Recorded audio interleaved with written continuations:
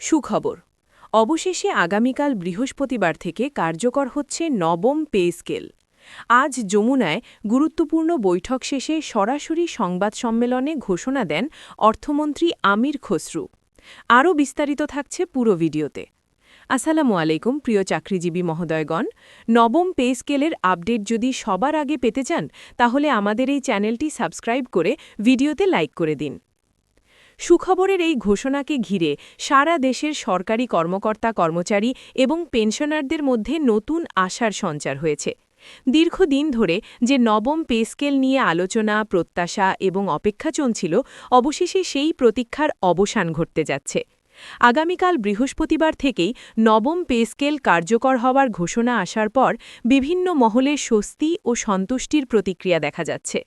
আজ রাজধানীর যমুনায় অনুষ্ঠিত একটি গুরুত্বপূর্ণ বৈঠকের পর সরাসরি সংবাদ সম্মেলনে অর্থমন্ত্রী আমির খসরু মাহমুদ চৌধুরী এই ঘোষণা দেন। তিনি জানান, সরকারি চাকরিজীবীদের জীবনযাত্রার ব্যয়বৃদ্ধি, বর্তমান অর্থনৈতিক পরিস্থিতি এবং কর্মচারীদের দীর্ঘদিনের দাবির বিষয়টি বিবেচনায় নিয়ে সরকার নবম পে স্কেল কার্যকর করার সিদ্ধান্ত নিয়েছে। অর্থমন্ত্রী বলেন, নতুন এই পে স্কেল কার্যকর হওয়ার ফলে সরকারি কর্মকর্তা কর্মচারীদের বেতন কাঠামোতে উল্লেখযোগ্য পরিবর্তন আসবে। এতে শুধু কর্মরত চাকরিজীবীরাই নন, অবসরপ্রাপ্ত পেনশনাররাও বিভিন্ন ক্ষেত্রে বাড়তি সুবিধা পাবেন।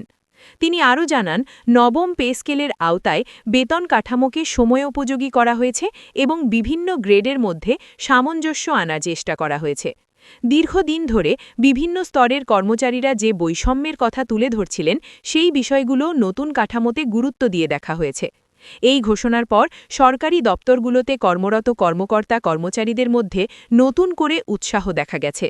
অনেকেই মনে করছেন, এই সিদ্ধান্ত তাদের আর্থিক স্থিতিশীলতা বাড়াতে সহায়ক হবে এবং কর্মক্ষেত্রে আরও মনোযোগ দিয়ে কাজ করার অনুপ্রেরণা দেবে।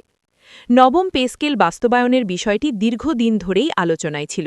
বিভিন্ন সময়ে এ নিয়ে বিভিন্ন কমিটি গঠন করা হয় এবং সংশ্লিষ্ট বিশেষজ্ঞদের মতামত নেওয়া হয়।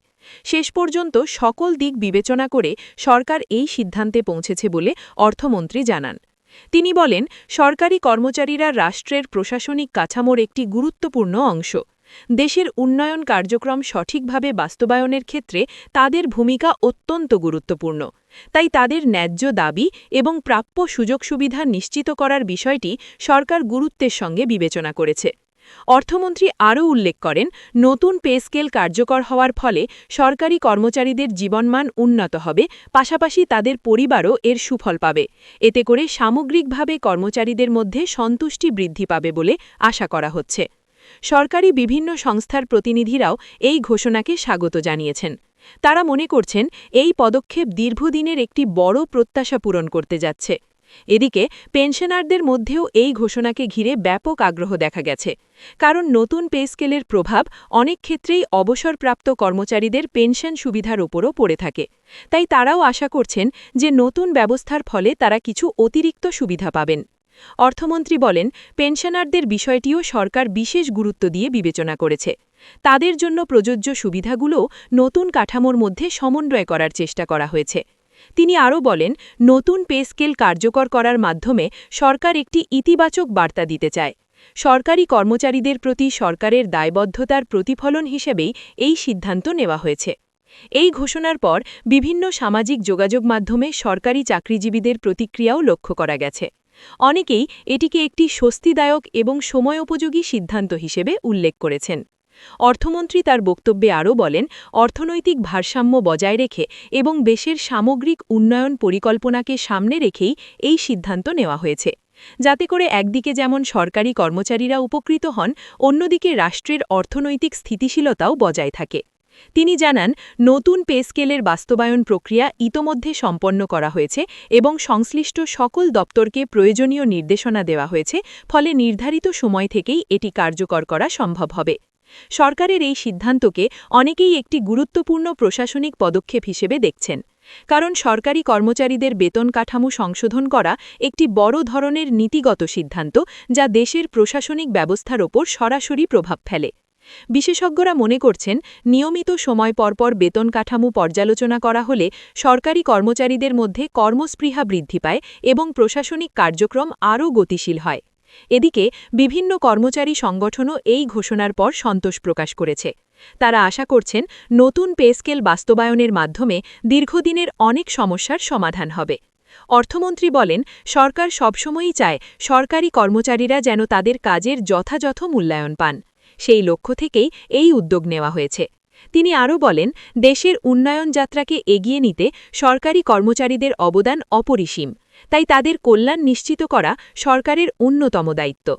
নবম পে স্কেল কার্যকর হওয়ার খবর ছড়িয়ে পড়ার পর অনেকেই এটিকে একটি ঐতিহাসিক মুহূর্ত হিসেবে উল্লেখ করেছেন, কারণ দীর্ঘদিন ধরে আলোচিত এই বিষয়টি অবশেষে বাস্তবে রূপ নিতে যাচ্ছে। সরকারি বিভিন্ন দপ্তরে কর্মরত কর্মকর্তারা আশা করছেন নতুন বেতন কাঠামোর মাধ্যমে তাদের আর্থিক চাপ কিছুটা হলেও কমবে।